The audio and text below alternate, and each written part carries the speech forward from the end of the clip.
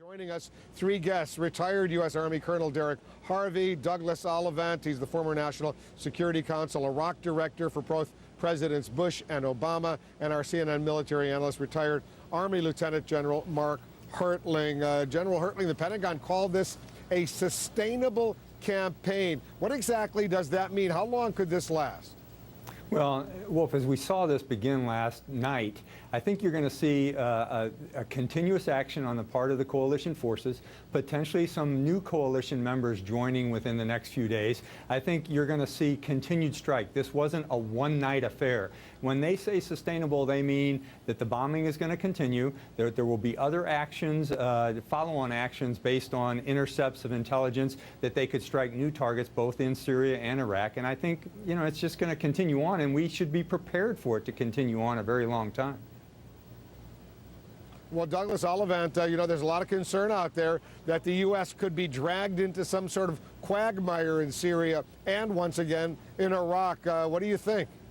I think the odds of that are not terribly high. First, we are still maintaining our red line, and for that matter, the Iraqis' red line, that there are no American boots on the ground. That said, you know, we have a good plan. We have a plan that could work, but there's no such thing as a military plan that absolutely will work. And we do need to be cautious, and you never know how a war is going to take you. Colonel Harvey, the New York Times reports that the airstrikes have stopped ISIS's move towards Baghdad, but ISIS is still taking over smaller towns not far from the Iraqi capital, overpowering Iraqi forces, even though the U.S. Has launched almost 200 airstrikes in Iraq. What does that say to you about the effectiveness of air power? Well, the air power has not really been unleashed in Iraq. 200 airstrikes is a very small number compared to a day in the Balkans campaign or a sustained operation with intensity that we saw at the beginning of the Gulf War. So the tactical advantage of fighting amongst people, amongst the population in these cities is to the Islamic State's advantage. And the Iraqi security forces and the Peshmerga still have a very long ways to go to be prepared to take advantage of the airstrikes. All right, I want everybody to stand by. We want to dig deeper. We're going to go behind the scenes of these airstrikes in Syria. How are they being coordinated? The U.S., 5 Arab allies, what are the challenges? Much more of the breaking news coming up right here in the Situation Room.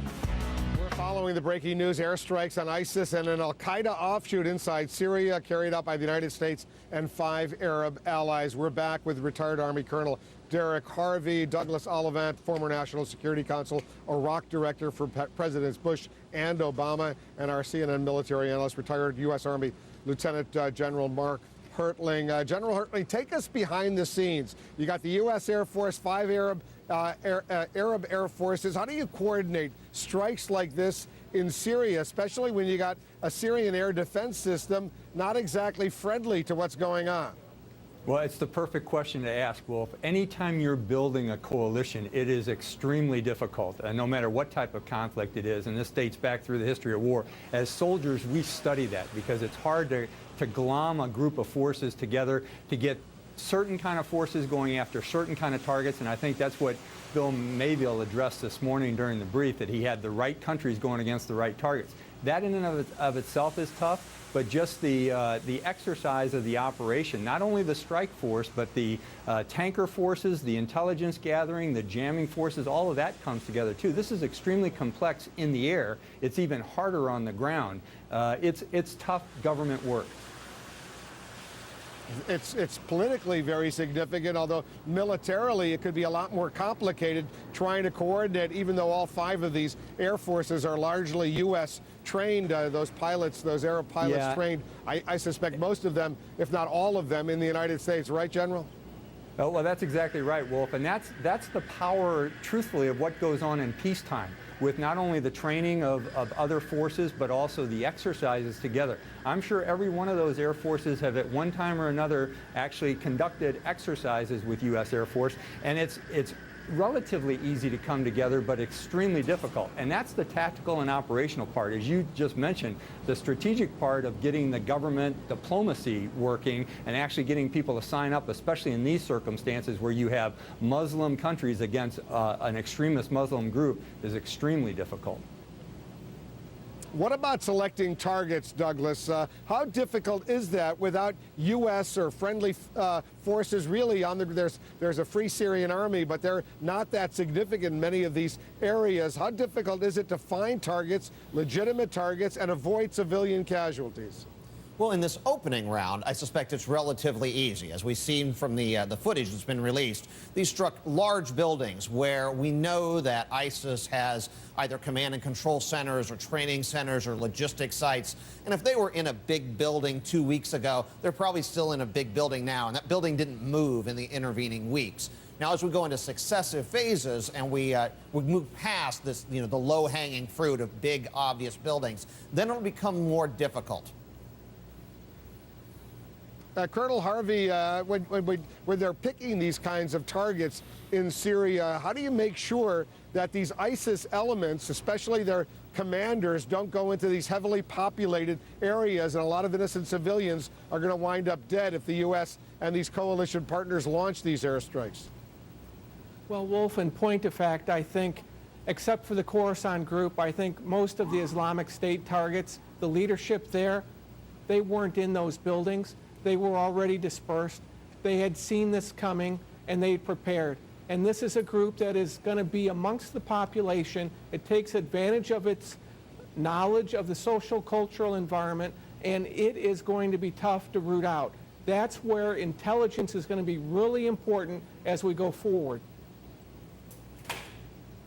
Was there a risk, General Hertling, when the U.S. here at the United Nations, the U.S. ambassador to the UN, Samantha Power, actually notified the Syrian ambassador, the Iranian ambassador, that the U.S. and these friendly countries were about to launch these airstrikes? Was there a risk that that word could spread and that ISIS itself might find out about that? I don't think so, Wolf. I think certainly there was dismay on the part of both the Syrian ambassador and the Iranian ambassador, but I also think they likely expected it. And I don't think they had that close a contact with this Sunni Muslim extremist group. This is an organization that both of them want to see damaged and hurt on the battlefield as well. So I think whereas they might have expressed surprise that we were actually going into sovereign Syrian territory, they were also probably quite pleased that it was happening as well. You think there will be, Douglas, revenge attacks by these groups that were targeted in Syria, these al-Qaeda offshoots, if you will? I can't imagine that's really going to change their decision calculus. These groups live to attack the United States, live to attack the West. If they had the capability to do it, they'd be doing it. In fact, we're told that's exactly why we struck this group, was they were planning to do it. So I can't imagine that this is going to significantly increase the odds of an attack. They want to attack the United States. Whether they have that capability or not, we're not quite certain. All right, guys, thanks very much. Good discussion just ahead.